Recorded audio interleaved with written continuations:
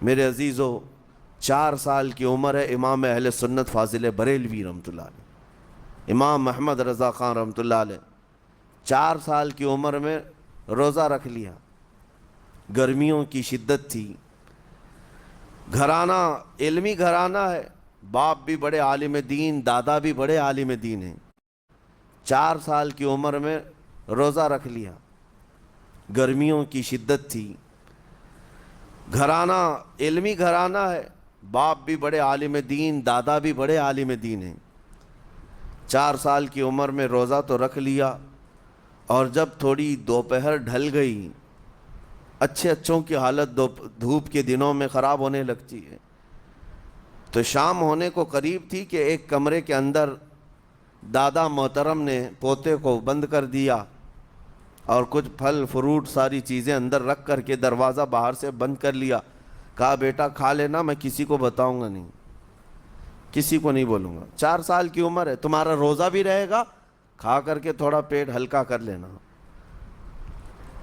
تو یہ دروازہ بند کر کے دادا محترم چلے گئے۔ کافی دیر کے بعد دروازہ کھلا تو وہ پھل فروٹ ویسے کے ویسے ہیں، بچہ ویسے ہی بیٹھا ہوا ہے۔ امام احمد رضا رحمۃ اللہ تعالیٰ علیہ، 4 سال کی عمر کی بات کر رہا ہوں، دادا نے آ کر پوچھا بیٹا کھائے نہیں؟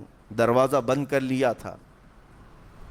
تو 4 سال کی عمر میں مولانا امام احمد رضا کہنے لگے کھا تو لیتا، لیکن ہر گھڑی میرا مولا تو دیکھ رہا ہے، جس کے لیے روزہ رکھا وہ تو دیکھ رہا ہے۔ یہ ہے تقویٰ، یہ ہے خوف خدا، کہ اگر یہ کسی کے دل میں بیٹھ جائے، اسے لوگوں کو دکھانے کی یا لوگوں کے اسے دیکھنے کی کوئی ضرورت ہی نہیں۔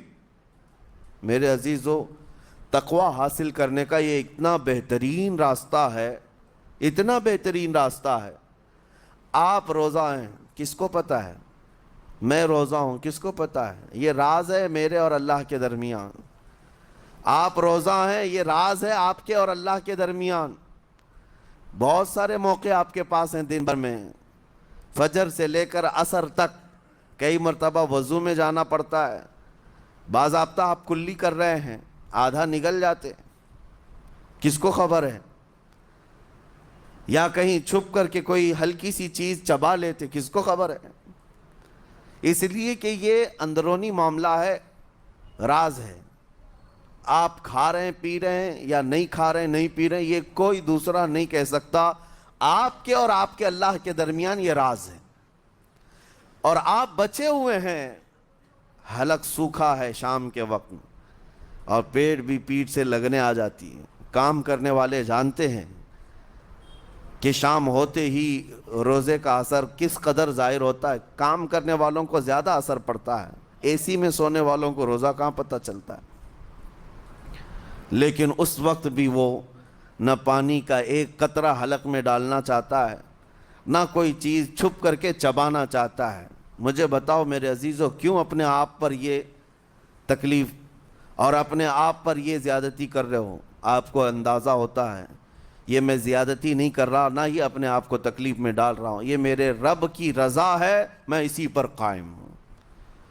اسی لیے فرمایا گیا کہ جب افطاری کا دسترخوان بچھتا ہے اور پہلے ہی آ کر کے لوگ بیٹھتے ہیں، اور یہ سنت بھی ہے، ایسے نہیں کہ بھاگتے بھاگتے آپ آئے، وقت ہوا کھجور لیے اور کھا گئے۔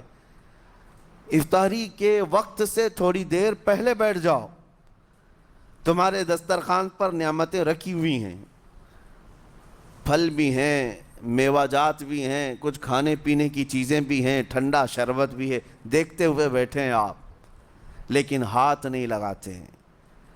انتظار ہے وقت کا کہ ادھر سورج کے غروب ہونا ہے اور میری افطار ہونی ہے، اعلان سنتے ہیں، اذان سنتے ہیں، اس کے بعد آپ اٹھاتے ہیں، لیکن اتنی دیر تک آپ خاموش بیٹھے ہیں دسترخوان کے پاس، سارے لوگ دیکھتے رہتے۔ یہ وہ منظر ہے جس کو فرمایا گیا رب ذوالجلال بھی اپنے بندوں کو دیکھ رہا ہے، رب تبارک و تعالیٰ بھی دیکھ رہا ہے اپنے بندوں کو، اور سارے فرشتوں کو بلا کر میرا مولا اعلان فرماتا ہے یہ میرے بندے ہیں، دیکھو یہ شام کا وقت ہے، ان کے حلق سوکھ چکے ہیں، ان کے پیٹ میں بھوک کی شدت ہے، اور ان کے سامنے اچھی نعمتیں پڑی ہوئی ہیں۔ اے فرشتوں دیکھو، میرے ان بندوں میں سے کوئی بھی ان نعمتوں کو ہاتھ نہیں لگاتا، یہ صرف اور صرف میرے لیے بھوکے اور پیاسے ہیں. اور فرشتوں سے اللہ فرماتا ہے تم گواہ ہو جاؤ ان کی حلق تر ہونے سے پہلے ان کے لیے میں نے جنت لکھ دیا.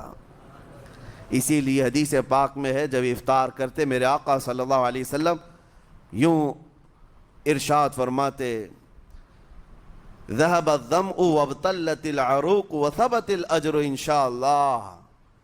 پیاس بجھ گئی، رگیں ٹھنڈی ہو گئی اور اجر اللہ کے ہاں پکا ہو گیا. یہ حضور پاک ہر افطار میں عرض کرتے تھے. میں آپ کو یہ عرض کر رہا ہوں کہ یہ چھپی ہوئی چیز اسی کا نام تقویٰ ہے. آپ صرف اور صرف بچے ہیں اللہ کے خوف سے. اب سنو حدیث پاک. قیامت کے دن حساب و کتاب ہوگا اور جنت میں جانے کا پروانہ کچھ لوگوں کو مل جائے گا اور سب جنت کی طرف جا رہے ہوں گے. اس میں بہت سارے لوگ ہیں جو پل صراط پر چل کر کے جنت پہنچیں گے. اب جب کافی لوگ جنت کے دروازے پر پہنچیں گے ایک جماعت ایسی ہوگی جو پورے راستے میں کہیں نظر نہیں آئی. جنت جانے کے راستے میں کہیں نظر نہیں آئی لیکن جنت کے دروازے پر وہ پہلے سے موجود تھے. چلے تھے کسی نے دیکھا ہی نہیں. دوسرے جنتی ان سے پوچھتے ہیں اس جماعت سے کہ تم یہاں کیسے پہنچے اور یہ انعام کس بات کا ہے تمہارے لیے؟ تو وہ جنتی کہتے ہیں ہمیں روزے داروں کی جماعت میں رکھا گیا، ہمارے روزے اللہ کو پسند آئے اور آج رب تبارک و تعالیٰ کا حکم ہوا کہ ساری دنیا سے چھپ کر تم میرے لیے روزہ رکھتے تھے.